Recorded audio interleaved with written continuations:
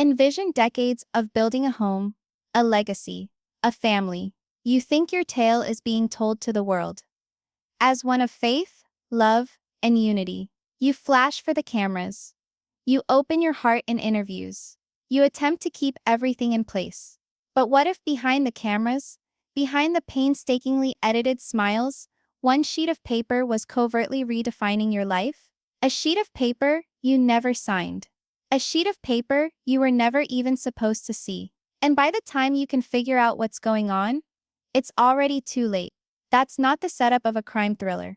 That's the secret truth behind the breakdown of the Brown family. For years, tens of millions of Americans watched Sister Wives thinking that they were seeing a complex but true love story, a plural marriage beset by time, distance, and pains of growing up. We cheered for the wives. We scrutinized each word of Kody's. We argued, we empathized, we judged. But what we didn't realize was that the true story wasn't coming out in the confessional interviews or dramatic family sessions. It was hidden in legalese. A secret, undisclosed agreement, quietly written, quietly signed, that tipped the scales of love, devotion, and control in a single night. And from there on out, the Browns were no longer merely a family living their faith on television. They were a legal entity, a structure, a narrative in which every emotional note was already prepaid. This is that narrative. It starts like many stories do, with good intentions. A man trying to keep his family united. A new wife, bringing new energy. A group of women trying to balance faith with modern reality. But tucked behind those good intentions was a quiet, calculated decision that changed everything. Kody and Robyn's private marital contract wasn't just about marriage. It was about control. Control over property. Control over income. Control over stories. And above all, control over who got to talk. Initially, the shift was so subtle that all of us overlooked it. A bit more screen time for Robyn. A bit fewer for the other wives. A few more tears carried like gold. A few more frustrations dismissed as drama. But these weren't mere editorial decisions. These were initial tremors of a silent earthquake, destabilizing the foundation of a 2-decade-old marriage edifice. Christine sensed it first, that insidious, invisible cold shoulder. She considered herself a basement wife. People believed that this was mere emotional neglect. But what we did not know then was that she had already been erased from the priority list. Not emotionally. Legally. Janelle caught on next. The land speaks, the planning for the future, all became cloudy, evasive. Why? Because decisions were being made elsewhere, tied to a woman whose name was at the top of the contract. And Meri, poor Meri. She clung the longest, believing love was an option, that hope could warp time, that loyalty would mean something. She was not aware that paper in the storage bin had already determined her destiny. And then there was the clause. The singular sentence that silenced their words. Any party who divulges the contents, terms, or meanings of this document shall be liable to reputational litigation. That's not legal speak. That's a muzzle. A leash. A threat in print. Talk, and lose it all. Their houses, their bank accounts, even their kids' inheritance. For years we watched the facade. Meri making cryptic posts. Janelle walking a tightrope with her words like walking on shards. Christine holding back more than she expressed. Fans assumed it was pride, privacy, or exhaustion. No, it was survival. Even the kids appeared to dance around the truth. And now we know why. The contract reached out and snatched dependents. Even grown-up kids. Nobody could speak too freely. Nobody could really be free. But the most frightening aspect wasn't the silence. The denial clause was. A pre-crafted statement that authorized Kody and Robyn to lie, to discredit, to neuter any accusations on the document until irrefutable evidence emerged. And so when the rumors broke, and Robyn called them hurtful lies, and Kody dismissed it as internet trash, that wasn't panic. That was protocol. This wasn't a love story falling apart, this was a machine following a plan. The wives weren't merely leaving a man behind. They were leaving behind a system that had duly removed them years prior to their tears ever touching the screen. Consider that for a moment. All those scenes we cried over, argued about, rewound on DVR. All those tough conversations and family meetings. They weren't spontaneous emotional moments. They were happening inside a framework built to protect two people and marginalize three. It's a bitter pill to swallow, isn't it? Because for over a decade, we weren't just watching reality TV, we were watching a legal chess game disguised as love. But here's the twist that turns everything around. Someone, we still can't tell who, took a chance to expose this hidden truth. To pry open the box, Kody and Robyn believed they could seal for good. One whistleblower, one moment of bravery, and the tale the world believed it knew. Broken, the last page of that agreement didn't merely clarify the past. It revealed it, it explained why each departure was inevitable, why the silence was deafening, why love alone could not save a family tied by paper and power. And if this is only document number 01, what else is available? Because a contract that can silence wives, manipulate tales, and turn viewers into unwitting witnesses of a scripted downfall is only the beginning. So while the screen goes to black, keep this in mind. Love can create families, but contracts can tear them apart years before anyone ever dares to say a word. And tomorrow, we open the next file. The one that might reveal all that Meri lost, and all that Robyn gained. Document number 02, Meri's hidden financial records. Prepare yourselves. This isn't the story they told you. This is the story they tried to bury. It was never meant to be discovered. Locked in a personal safe, surrounded by layers of trust papers and silent bank accounts, lay a lone file, one containing a secret no one outside the clan was ever intended to be aware of. Within was a contract. A confidential agreement between Robyn Brown and Kody, signed months earlier than their actual wedding. It was stamped and signed and filled with carefully designed terms. Terms that would leave Meri, Janelle and Christine stunned and heartbroken. And tonight, for the first time ever, what was included in that contract is being revealed. We're referring to inheritance arrangements, custody agreements, money, and one ominous secret clause that Robyn signed in return for it all. This is document number 01, the agreement between Kody and Robyn. And once you know what's in it, you'll see just why the other wives ended up leaving. It all started in an old storage shed in Flagstaff, Arizona, one that hadn't been cracked open in years. The rust stiffened the lock. The air within was stale, like time had just frozen. Beneath stacks of old family photo albums and yellowing boxes labeled Coyote Pass, someone stumbled upon a leather folder. No markings, no labels. Just a simple manila envelope folded around it like a hidden secret. That person was Amber, her actual name was different. A one-time assistant to the Brown clan who'd been asked to temporarily hold a few personal items. She was never instructed to give them back. Amber opened the folder first. And what she discovered within it challenged everything she believed about the family. It was not any document. It was a personal marriage contract between Kody and Robyn Brown. It appeared to be a prenup at first glance. But the date was incorrect. They were legally married in December 2014. This agreement was signed almost 8 months prior to that. The pages were all carefully drawn up, stamped, signed, notaried. And the words, well, they weren't the words of love. They were the words of attorneys. Custodial control, asset division, confidentiality enforcement. Amber was upset. She sat on it for days, wondering if showing anyone would even be lawful. But one sentence on the final page really leaped out at her.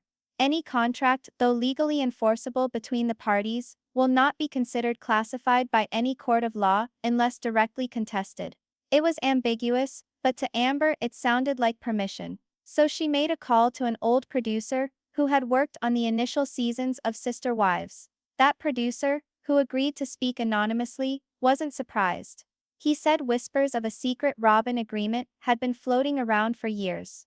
Robyn, after all, always seemed to have more control, more say in interviews, more sway in post-production, more presence on camera.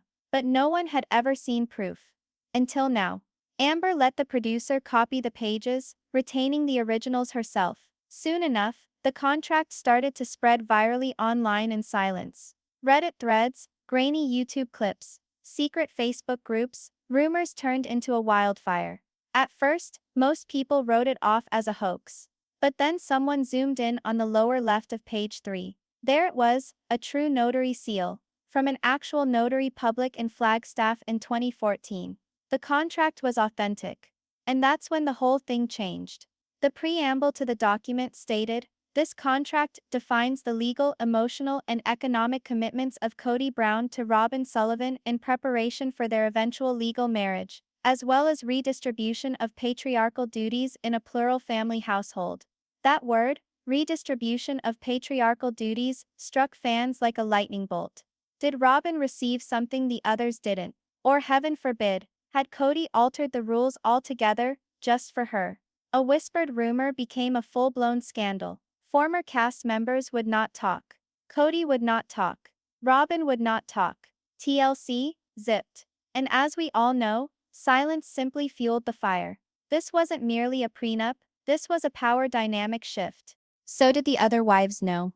If their marriage was based on trust and faith, why was the foundation of Kody and Robyn's marriage based on legal provisions and hidden covenants? The first leaked provision was chilling. Headed by financial safeguarding and marital resource allocation, the document outlined how the family's wealth was to be managed. And make no mistake, it highly favored Robyn. A standalone marital trust would be established solely for Robyn and her kids. Direct percentages of all combined family income, TLC deals, property profits, business revenues would go straight into her trust. She was promised at least 35% of future earnings, minus her own wages, which she'd retain in full. The other wives? They weren't even mentioned. They were grouped into a loose category of extended household members, with access only to a community account controlled completely by Kody at his whim. But buried deeper, in subsection 2C, came the real punch to the gut. Upon dissolution of cohabitation or spiritual separation from any non-legal spouse, said persons forfeit future claim to any property not explicitly listed in previous documents. That is, if Meri, Janelle, or Christine ever were to leave, they'd get nothing. The exits of the wives, once viewed by fans as emotional or personal, now appeared staged, perhaps even foreseen. And then there was page 4. Clause 2E. Robyn's name would be included on all subsequent titles to property, including the land on Coyote Pass, the very same land that was sold to fans as a collective family aspiration. But if this agreement was contractual, that fantasy already belonged to someone. Fans had long wondered whether Robyn was the reason the property wasn't built upon. Now they had a new hypothesis. Perhaps she was just waiting out everyone else. But the most startling line appeared in section 3A, under the title, Emotional Accountability and Domestic Prioritization. Primary emotional energy, domestic support, and relational investment shall be allocated to the legal spouse, with others included as able, without disrupting the foundational bond. In plain English, Robyn would always come first. Legally, financially, emotionally. Christine's tears, Janelle's quiet frustration, Meri's loneliness, it all started to make sense. This wasn't just favoritism, it was written policy. Kody hadn't only preferred Robyn, he'd constructed her a legal stronghold, brick by brick, while the remaining wives were progressively edged out. And then, to ensure it could never be reversed, the clause concluded with something referred to as a perpetuity option. The agreement didn't simply put things in writing, it gave Kody the authority to renew it anytime he pleased, as long as Robyn was on board. No attorneys, no courtroom, no witnesses, just them, quietly determining the future of the family, while everyone else assumed a joint marriage. In reality, while the other wives were struggling to hold the family together, this secret arrangement was secretly rewriting the rules without their knowledge. It is no wonder that Meri, Janelle, and Christine always felt a step behind. The reality was never really theirs to start with. And the viewers? For more than 10 years, they followed the family's disintegration on screen, never suspecting it was all part of a confidential legal script that no one beyond Kody and Robyn was ever supposed to witness. When screenshots of this very first clause began appearing online, shared on Reddit, broken down on YouTube, circled and read by amateur sleuths, fans started lining up the contract with what unfolded in real life. Christine's exit in 2021. Janelle's distance in 2022. Meri's official split in 2023. The timing, the tone, Even the way Kody reacted to each one, it all lined up with the language of this contract. He hadn't been caught off guard. He had been prepared. The paper itself made sure he'd lose nothing, and Robyn would lose even less. Because when you design a game where one person wins and everyone else is written out, it's not really a family anymore. It's a strategy. The deeper analysts dug, the more unsettling it became. Pages 5 through 7 held handwritten scribbles in the margins, initials that looked like KB and RS, and what followed would soon be known online as the Robyn Clause. This wasn't a love note. It was a legal power play. The page was headed Confidential Marital Conduct and Public Image Maintenance. It read more like a company non-disclosure agreement than anything one would think of as a marriage. The clause began with one hard medical sentence. The second party, Robyn Sullivan, covenants to exercise discretion, eschew emotional displays, and provide consistent public decorum in all matters involving the family or the media, since the public image of the family forms part of the family's joint source of income. That is, Robyn contractually agreed to be perfect. She signed a behavior contract, one that instructed her on how to behave on camera, what she could say, and how she should present herself to the world. The sub-points were chillingly detailed. She could never publicly disagree with Kody on camera, and at every interview or family gathering, she had to appear with faith-based harmony, grace, and poise. And if she did not, her money trust could be put on ice pending review. What appeared to be devotion was in fact a performance writ in ink, but just under those constraints was her payoff. Section 4b stated, as a gesture of appreciation for the second party's commitment to discretion and image control, the first party, Kody Brown, will provide the second party shared authority over all media negotiations, appearances, and licensing on behalf of the family public brand. That one sentence revolutionized everything. Robyn wasn't only Kody's wife. She became his business partner, media manager, and guardian of the family's public narrative. She could approve or reject what appeared on screen. She had contractual control over their stories. And it all made sense about the years of quiet patterns viewers had perceived. Why Robyn always seemed to have the soft lighting. Why her scenes were longer. Why the camera seemed to give her the benefit of the doubt when the other wives were shown in tears, frustrated, or at odds. It wasn't random editing. It was contractual storytelling. Even her most oft-used phrases, "I just want peace," or "I wish the others could understand," fit comfortably into the persona she was contractually obligated to present. But the contract went even further. Section 4c stated, the first party shall in all legal and familial affairs consult the second party for advice before taking any public position regarding plural family relationships or future marital matters. In plain English, Kody was legally required to consult Robyn before saying anything publicly about the other wives, before defending Christine, before responding to Janelle, before acknowledging Meri's pain. His words came through Robyn first. She was his filter, his mouthpiece. Fans re-watched old episodes and interviews, and suddenly everything made sense. The way he mimicked Robyn's words, the times when he'd jump in to defend her while ignoring the others. It was more than just favoritism. It was legally mandating loyalty. Then came what was perhaps the most threatening line of all. On page 6, bottom, a subclause named 4D, Protective Confidentiality Raid. The second party is exempted from any retroactive liability in relation to any statements made under emotional distress, if such statements are made in the purpose of family harmony or reputation.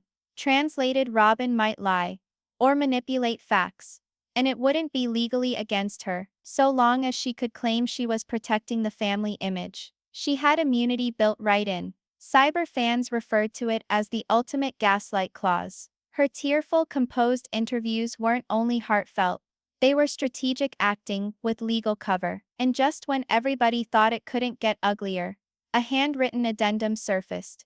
Dated just 2 days after the initial signature, the addendum guaranteed Robyn future co-ownership of all intellectual property developed under the family banner. That quite possibly meant royalties, possibly spin-offs, actual cash. Robyn wasn't just shaping the show, she could one day own a portion of it. Ownership is power. Power creates silence, and silence builds control. Looking back, Kody's shift around 2014 suddenly makes sense. His fierce loyalty to Robyn, his resentment toward Christine and Meri, his growing distance from Janelle. It all mirrored the clauses in this agreement. What looked like spontaneous family drama on TV was actually a carefully structured script. The final quiet line at the bottom of page 7 was like a punch to the gut. All others to remain uninformed until review. Meri, Janelle, and Christine were never supposed to know. They weren't co-signers on this deal. They were bystanders. The Robyn clause didn't safeguard only one wife. It wiped the others off the table of power, leaving Robyn as the only individual who was left to share actual authority with Kody. So when Christine complained that she felt invisible, she wasn't overstating. When Janelle said she had to figure things out on her own, it wasn't just frustration. And when Meri waited for a relationship that would never come back, it wasn't fate, it was written, signed, sealed, hidden away. The discovery of the Robyn clause didn't just change how fans saw the Brown family. It flipped the entire sister-wives story upside down. What the world perceived to be a lovely spiritual quest, a courageous experiment of unity and love. Behind the scenes, something different. It wasn't founded on faith, it was founded on contracts, control, and highly choreographed images. And Robyn's image as the sobbing, soft-spoken peacemaker, that wasn't by chance. That was manufactured, long before the cameras even began to roll. What we all believed to be emotional genuineness was a part of the most persuasive performance in reality TV history. Because when love becomes an attorney's strategy, you have to wonder, who's really calling the shots? The heart or the paperwork? What came next didn't blow up overnight. It developed slowly, deliberatively, and masquerading as emotional space. Once Kody and Robyn had signed their unspoken little marriage contract, the family didn't fall apart wholesale.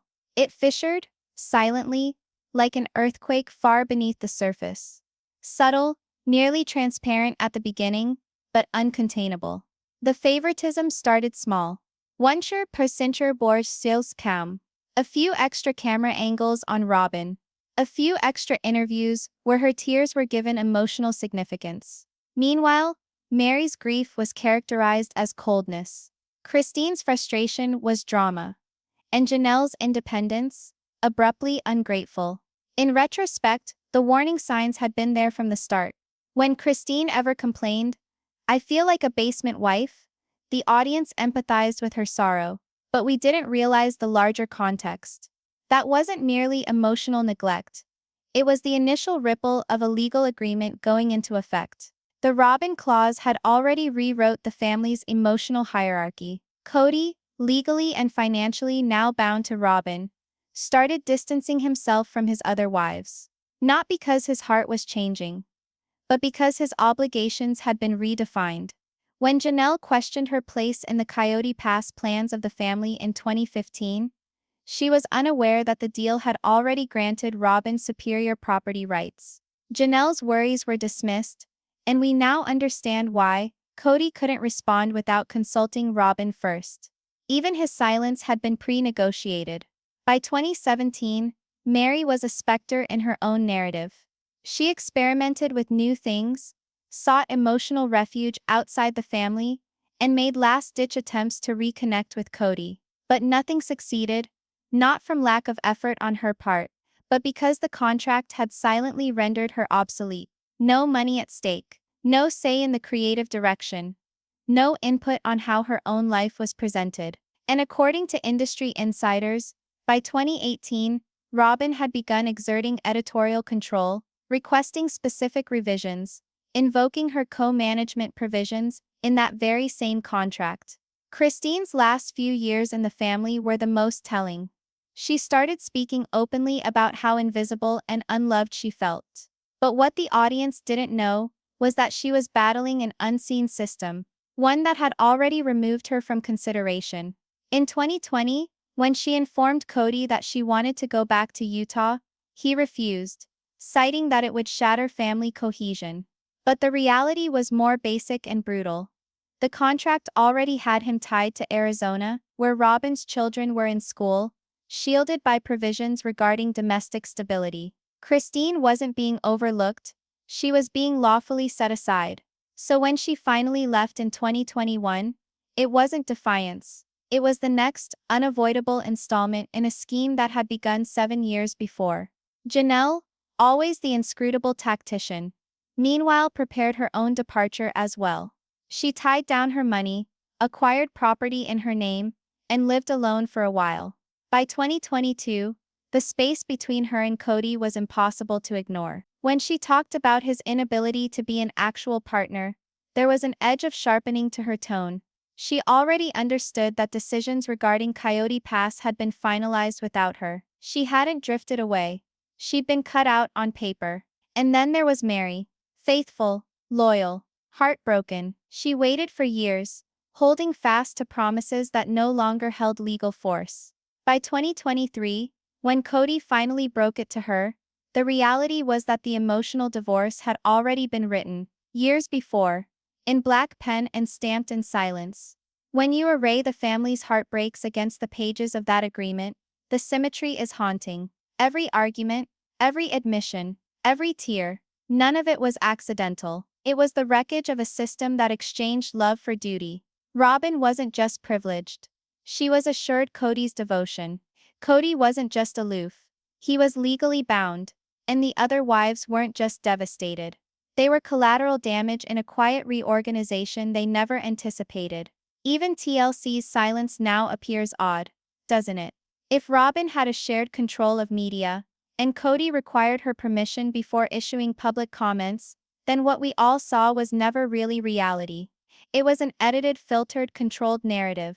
By 2023, the sister wives' family wasn't destroyed by the burden of polygamy. It fell apart under the pressure of a hidden contract. One that redefined the rules of love, loyalty, and truth, without everybody's agreement. And as the dust settled, viewers realized something haunting. They hadn't been watching a family experiment in faith. They'd been watching the slow, methodical unraveling of a document, one that destroyed 2 decades of devotion. Then came the discovery of Appendix C, folded twice, sealed with a paperclip, never meant to see daylight. Unlike the other pages, it wasn't neatly typed out. It was scribbled on, changed, redone, negotiated in private, and what it said would tell the story. At the head, beneath the title Mutual Protective Agreement and Non-Disclosure Conditions, one sentence shouted out, icy and absolute.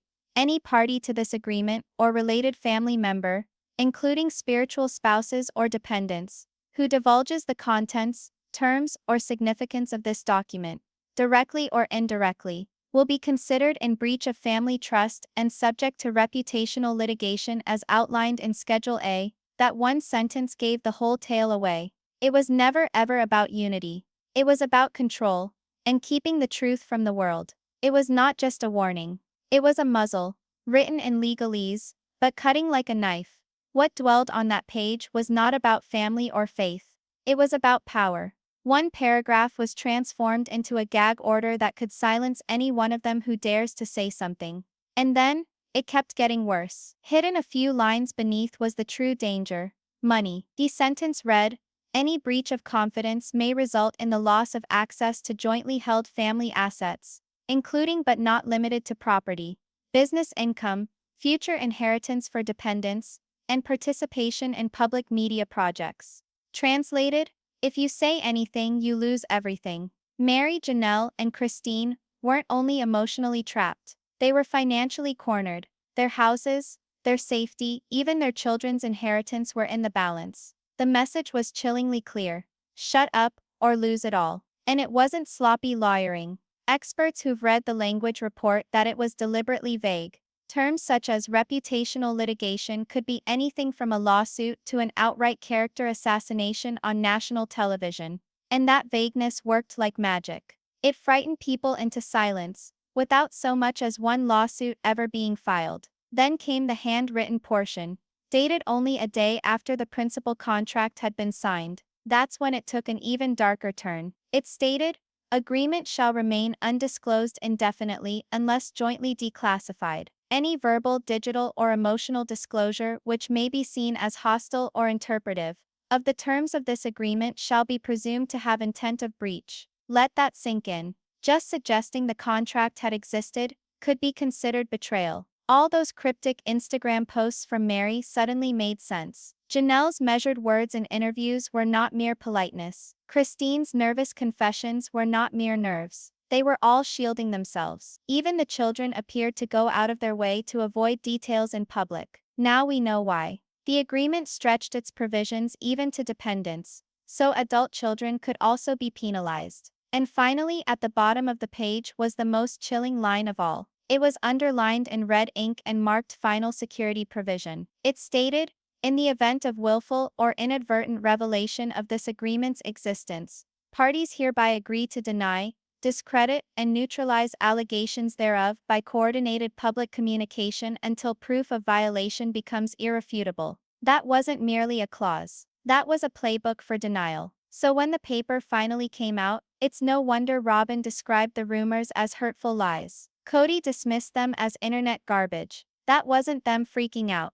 It was them doing their script. A procedure, constructed to lie, already in place, ready to be activated. But here's the lovely thing about truth. It finds a way to seep through the cracks. Someone with more courage than fear, leaked that letter. They risked their place, their security, maybe even more. But because of them, everything changed. The wives could finally breathe. The viewers could finally see. And Kody and Robyn, they couldn't hide behind those red-inked lines anymore. That single page didn't just explain the past. It rewrote it. It raised uncomfortable questions we've all been asking for years. Was Kody's meltdown in season 17 a man finally losing control, or a closely rehearsed act meant to defend a legal bulwark? Were Robyn's tears sincere, or merely supported by contractual immunity? Was Christine's on-camera exit a spur-of-the-moment move, or the final installment in a legal erasure years in the process? The agreement doesn't respond with emotions. It responds with hard, calculated phrases. All the contradictions,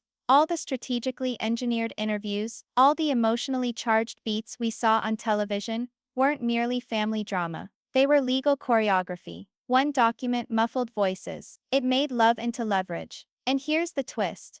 It was document number 01, which means there's more. As the screen fades to black, bold red typewriter letters scroll across it. Tomorrow we reveal document number 02, Meri's hidden financial records.